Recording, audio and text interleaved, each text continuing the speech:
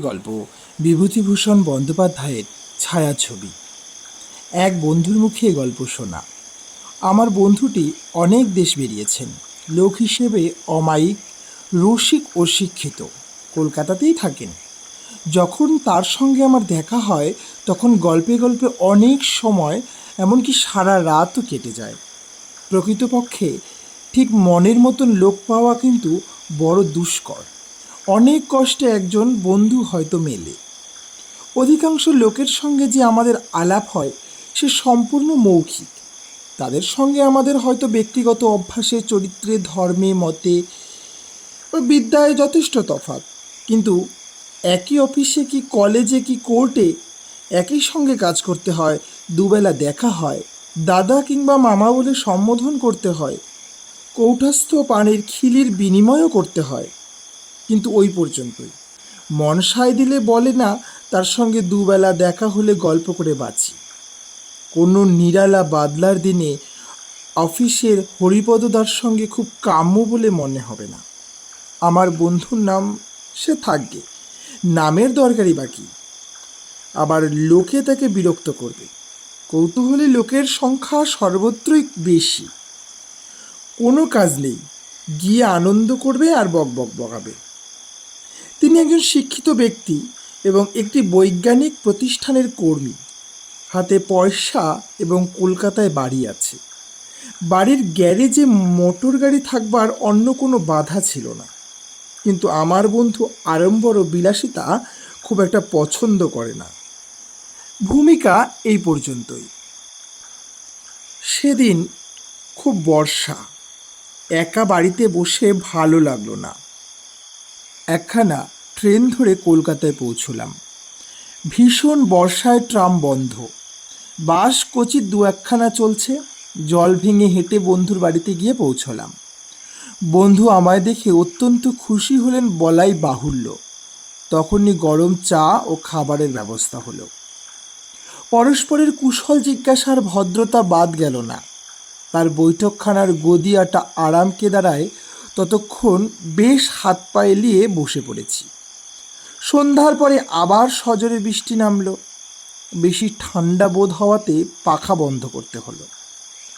বন্ধুর অতিথেয়তা আমার সুপরিচিত। তিনি বললেন, ঘরে স্টোভ আছে, চলুন দোতলার ঘরে। এই বৃষ্টিতে আর কেউ আসবে না, খিচুড়ি চড়িয়ে দিই, ডিম আছে, আলু আছে। আমি বললাম, বাহ, বেশ চমৎকার। মাছ দেখতে পাঠাবো রঘুয়াকে। আমি বললাম, কোনো দরকার নেই, আমাদের ওতেই হয়ে যাবে। বন্ধু বললেন, চলুন ওপরের ঘরে, রাতে এখানে খাবেন এবং এখানেই থাকবেন। আমি বললাম, নইলে আর যাচ্ছি কোথায়? বন্ধু বলল, যেতে চাইলেও যেতে দেওয়া হবে না। ওপরে বসবার ঘরটিতে বন্ধুর লাইব্রেরি। দেয়ালের গায়ে সারি দেওয়া কাচের আলমারি, সাধারণত বিজ্ঞান ও ইতিহাসের বইয়ে ভর্তি। দেয়ালে বড় বড় অয়েল পেন্টিং, প্রতিকৃতি বই, সবই ল্যান্ডস্কেপ।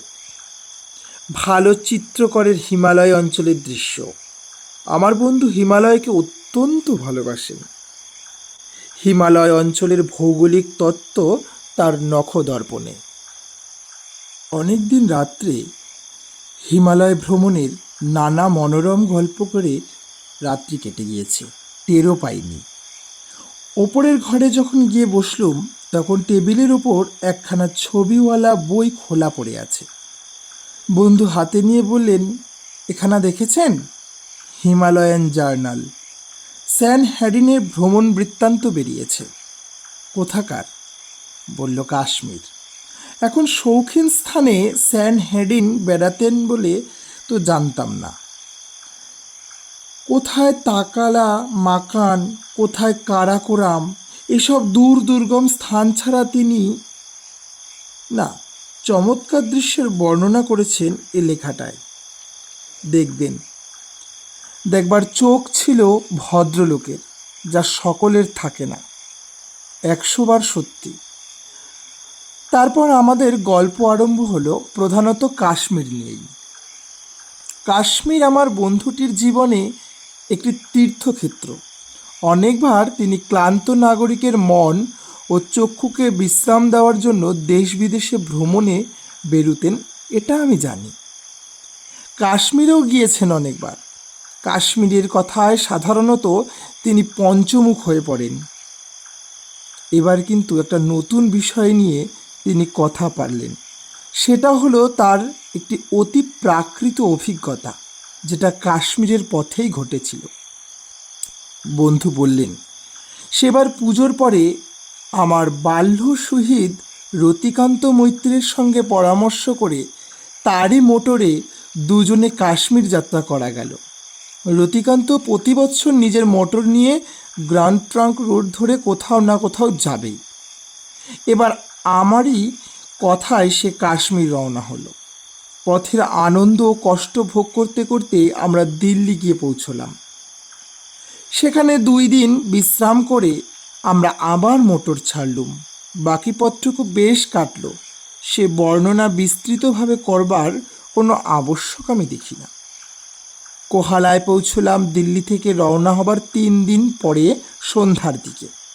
মোটর থামিয়ে কোহালার বাজারে একটি চায়ের দোকানে চা পান করতে বসলাম দুজনে।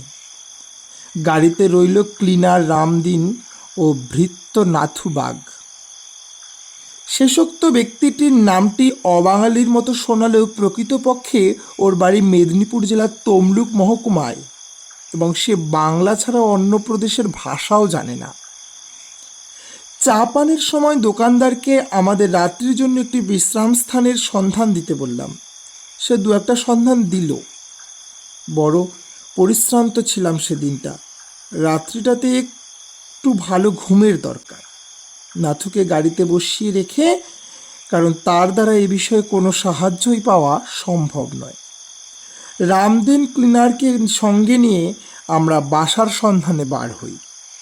রতিকান্ত বললে, গাড়ির একটা আস্তানাও তো খুঁজতে হবে। আমি বললাম, খুঁজে পেলে ভালো হয়।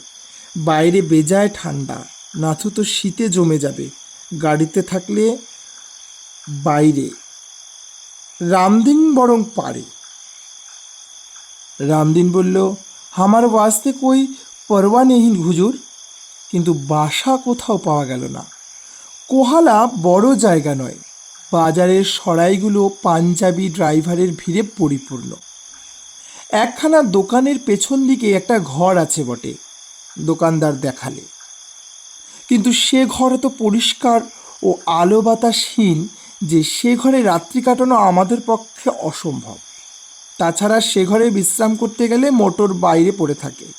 রামদিন মুখে বলছে বলেই তাকে হিমবর্ষী রাত্রে বাইরে শুইয়ে রাখা যায় না। রতিকান্ত বলল, উপায়? আমি এর আর কি উপায় বলবো? পরামর্শ করা গেল যে চায়ের দোকানের কাছে আবার যেতে হবে। তাকে গিয়ে এমনভাবে ধরা হলো যেন এই পার্বত্য দেশের সেই একমাত্র আমাদের রক্ষক ও অভিভাবক।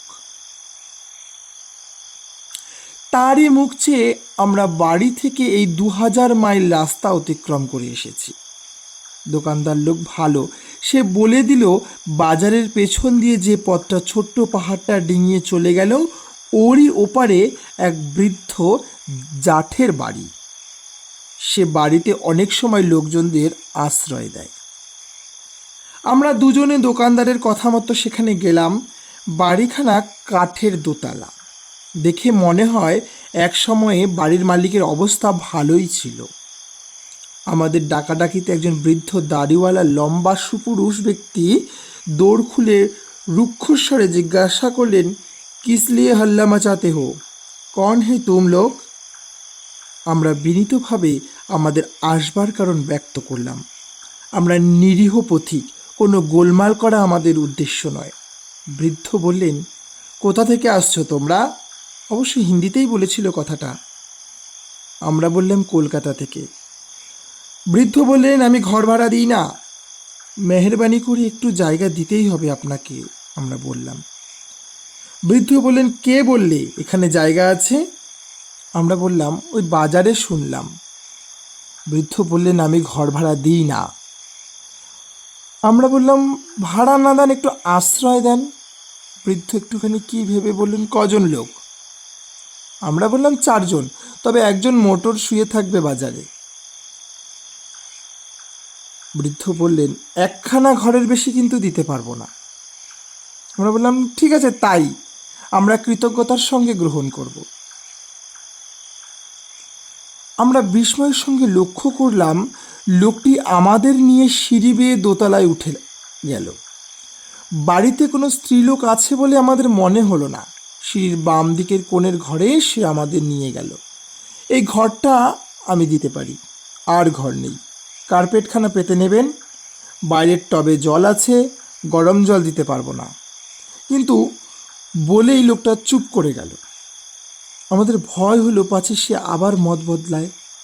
আমরা উভয়েই জোর করে বললাম, আপনার খুব মেহেরবানি, চমৎকার ঘরটি। জিনিসপত্র কোথায় আছে? মোটরেই আছে, আরও 2জন লোক মোটরে আছে, তাদের একজনকে নিয়ে আসি। বললেন, কি খাবেন রাত্রে? এখানে খাওয়ার ব্যবস্থা কিন্তু হবে না। আমরা বললাম, কোনো দরকার নেই, আমরা দোকান থেকে আনিয়ে নেব। চলুন আমরা নিচে যাই, বাজারে যাব। আধ ঘন্টা পরে আমরা আবার এসে ঘরে বিছানাপত্র পেতে নিলাম। রামদিন মোটরেই রইল। রতিকান্ত অত্যন্ত ক্লান্ত ছিল। তারই অনুরোধে আমি আলো নিভিয়ে দিয়ে ওর শোবার ব্যবস্থা করে দিলাম। তারপর আমি নিজে এসে বারান্দায় দাঁড়ালাম। বাজারের রাস্তার সামনের ছোট্ট পাহাড়ের মাথা ডিঙিয়ে যে উপত্যকায় নেমেছে, তারই এপারে এই ছোট্ট দোতলা কাঠের বাড়িটি। অল্প অল্প জ্যোৎস্না উঠেছে। সামনের নিম্নভূমি অর্থাৎ উপত্যকায় বেটে ও চেনার ও সরল গাছের ফাঁকে ফাঁকে জ্যোৎস্নার কী অপূর্ব শোভা। বাতাস বেশ শীতল। আমার যেন চোখে ঘুম আসছে না। এই সুন্দর বনাবৃত উপত্যকার শান্ত কুটিরখানি সারা রাত্রি জেগে ভোগ করি, এই যেন আমার মনের গূঢ় বাণী। কিন্তু শরীর মানল না। পথক্লান্ত দেহ এলিয়ে পড়তে চাইছিল শয্যায়। অগত্যা শয্যা আশ্রয় করা ছাড়া গত্যন্তর রইল। সঙ্গে সঙ্গে ঘুমিয়ে পড়লাম। অনেক রাত্রে আমার ঘুম ভেঙে গেল। আমি জেগে উঠে বিছানার উপরে বসলাম।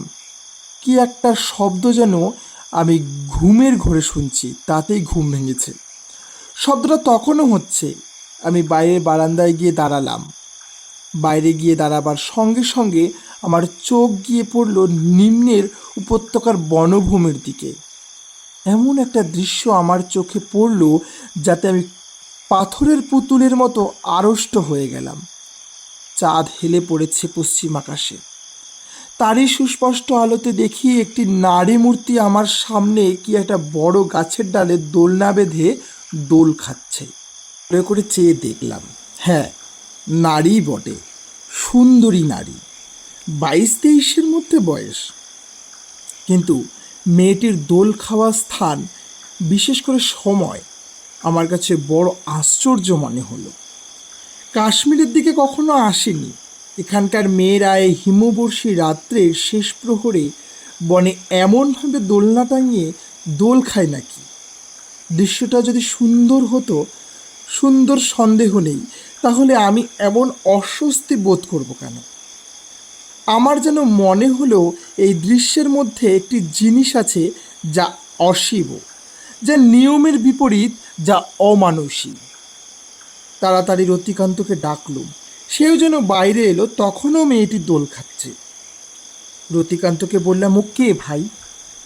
সে অবাক হয়ে গিয়েছে, চোখ রোগড়ে বলল, তাই তো, এখানকার মেয়েরা ওরকম করে নাকি? তা কি জানি। হঠাৎ রতিকান্ত বলে উঠল, ও কি, দোলনার দড়ি কই? গাছে টাঙিয়েছে কি দিয়ে? ভালো করে চেয়ে দেখলাম, সত্যি তো, দোলনার দড়ি অস্পষ্ট, এত যা চন্দ্রালোকে দেখা যাচ্ছে না। সরু তার হলেও তো দেখা যাবে এই আলোতে, কিন্তু তার বা দড়ি কিছুই নেই, শূন্য ঝুলছে দোলনা। আরও একটা ব্যাপার যা এতক্ষণ পরে লক্ষ্য করলাম, আমাদের থেকে অল্প দূরেই গাছটার তলায় এ ব্যাপার ঘটছে, অথচ কোনো রকম শব্দ আমাদের কানে আসছে না। সব শুদ্ধ মিলিয়ে যেন একটা ছবি। রতিকান্ত বলল, ভাই, বাড়িওয়ালাকে ডাকবো? বলল, ডাকো। আবার এরই কেউ না হয় তাহলে হয়তো চটে যাবে। তুমি ডাকো, যা হয় হবে। কথা বলতে বলতে একটু অন্যমনস্ক হয়েই পড়েছিলাম দুজনে। বোধহয় কয়েক সেকেন্ড পরেক্ষণে সামনের দিকে চেয়ে দেখি কোথায় সেই দোদুল্যমান তরুণী নারী মূর্তি। কিছুই নেই সেই গাছের তলায়। ওই তো সেই বাঁকা ডালটা জ্যোৎস্না রাতে স্পষ্ট হয়ে ফুটে উঠেছে, গাছটা শুভ্র কাণ্ড। পাশের বেটে ওক গাছটা তেমনি দেখা যাচ্ছে, কিন্তু কেউ নেই, কোথাও নেই। গাছের তলায় একদম ফাঁকা। রতিকান্ত বলল, ও কি, কোথায় গেল? বললাম, তাই তো, আশেপাশেও নেই তো। কয়েক সেকেন্ডের মধ্যে কেউ পালাতে পারে না আমাদের দুজনের চোখ এড়িয়ে এই জ্যোৎস্নালোকিত উপত্যকা থেকে। যাবার আর কোনো রাস্তা নেই, বাজারে যাবার ওই সঙ্গে পায়ে চলার পথ ছাড়া। পেছনে উঁচু পাহাড়টা, বনের নিচে আগাছার জঙ্গল নেই, বাংলাদেশের মতো বেশ পরিষ্কার তলা দেখা যাচ্ছে জ্যোৎস্নায়। সম্ভব নয় কোথাও লুকানো বা পালানো আমাদের চোখ এড়িয়ে এত অল্প সময়ের মধ্যে কিভাবে সম্ভব? রতিকান্ত বলল, ব্যাপার কি? আমি বললাম, তাই তো আমিও ভাবছি। বলল, এ দেখছি একেবারে ম্যাজিক। আমি বললাম, হ্যাঁ সেরকমই মনে হচ্ছে। রতিকান্ত বলল, কি করা যাবে এখন? আমি বললাম, শোয়া আর ঘুমোনো। রাত বড় বেশি ছিল না, ঘন্টাখানেক ঘুমিয়ে উঠে রতিকান্ত ও আমি দেখি নাথুর তখনও নাক ডাকছে। ওকে উঠিয়ে জিনিসপত্র গুছিয়ে নিতে বললাম। আমরা আবার এসে বারান্দায় দাঁড়ালুম। ওই সেই গাছটা, ওই সেই বাঁকা ডালটা। সত্যি সত্যি কাল শেষ রাতের দিকে আমরা দুজনে ওই বারান্দায় দাঁড়িয়ে সেই অদ্ভুত দৃশ্যটি দেখেছি। কিন্তু আমাদের নিজেদের কাছেই মনে হচ্ছে ওটা আসলে ঘটেনি, হয়তো রাত্রির স্বপ্ন। স্বপ্ন কি জানি। বাড়িওয়ালা বৃদ্ধের নিকট বিদায় নিয়ে আমরা মোটরের পাশে এসে দাঁড়ালাম। আমাদের দোকানি বন্ধু চেরা সরল কাঠের ডাল উনুনে দিয়ে আগুন জ্বালানোর চেষ্টা করছে। আমাদের দেখে বলল, কি জব্বর ঘুম হয়েছিল? বললাম, হ্যাঁ। কোনো বিপদ আপদ ঘটেনি তো? আমি যেন দোকানদারের কথা সুরে ও দৃষ্টিতে একটি প্রচ্ছন্ন প্রশ্ন লক্ষ্য করলুম। আমরা চা দিতে বলে ওর দোকানের সামনে জাকিয়ে বসে রাতের ঘটনা সবিস্তারে ওকে বর্ণনা করলাম। দোকানি ঘাড় নেড়ে হেসে বলল, জানি বাবুজি, এই জন্যই ওই বাড়ির সন্ধান আপনাদের দিতে ইতস্তত করছিলাম। ওই বনে জ্যোৎস্না রাত কত লোক ওই মেয়েটিকে দুলতে দেখেছে। ও মানুষ নয়, জিন, আফরিট, হুড়ি। বলে হাত নেড়ে যেন সব জিনিসটাকে ঝেড়ে ফেলে দিয়ে বললে, আপনারা আজই কোহালা ছেড়ে চলে যান। আমি জানি যারা ওই খুবসুরত জিন হুড়ির মুহে পড়ে ওই কাঠের ঘর ভাড়া নিয়ে দিনের পর দিন থেকে গিয়েছে, শেষকালে তাদের মাথা খারাপ হয়ে গিয়েছে। একবার একটা আত্মহত্যাও ঘটেছিল। বেশি দিন থাকলে বিপদে পড়ে যাবেন। বাড়িওয়ালা বুড়ো ওই জন্যই আজকাল বাড়ি ভাড়া দিতে চায় না। আমরা বললাম, তোমরা তো স্থানীয় লোক, তোমরাও দেখতে পাও। রোজ কি জিন আফরিটদের নজরে পড়ে? 2 মাসে হয়তো কিছুই না, একদিন হয়ে গেল। কানুন কিছুই নেই, তবে কানুনের মধ্যে ওই চাঁদনি রাত হওয়া চাই, আর রাতের শেষ প্রহর হওয়া চাই। এখানকার লোকেরা সাঁঝ জ্বালার পর ও পথে বড় একটা যাতায়াত করে না। হ্যাঁ, এক রুপিয়া 7.5 আনা হুজুর। আদাব হুজুর। তো বন্ধুরা, গল্পটি শোনার জন্য আপনাকে অনেক ধন্যবাদ। যদি গল্পটি আপনার ভালো লেগে থাকে তাহলে লাইক বাটনে ক্লিক করে আপনার ভালো লাগার ছাপ রাখুন, আর কমেন্টে জানান আপনার গল্পটি কেমন লাগলো। আর এখনো যদি সাবস্ক্রাইব না করে থাকেন তাহলে সাবস্ক্রাইব বাটনে ক্লিক করুন, আর গল্পটি বন্ধুদের কাছে শেয়ার করতে ভুলবেন না। ধন্যবাদ।